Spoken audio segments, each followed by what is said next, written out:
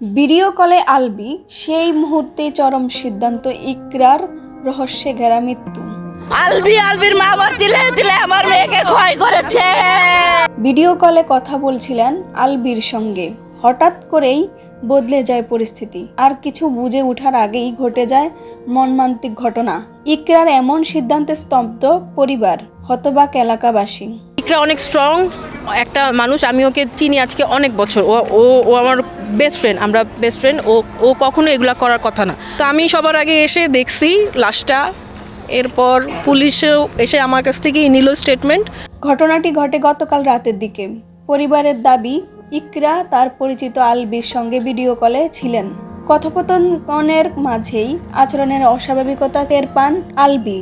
দ্রুত পরিবারের সঙ্গে যোগাযোগের চেষ্টা করলেও ততক্ষণে পরিস্থিতি নিয়ন্ত্রণে বাহিরে চলে যায়।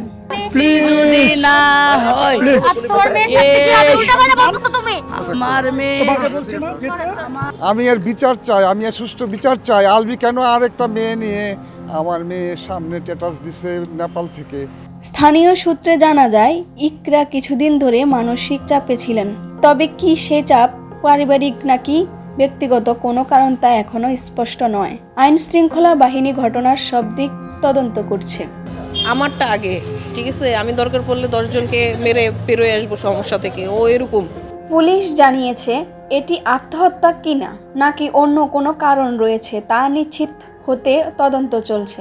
মোবাইল ফোন ও কল রেকর্ডও খতিয়ে দেখা হচ্ছে।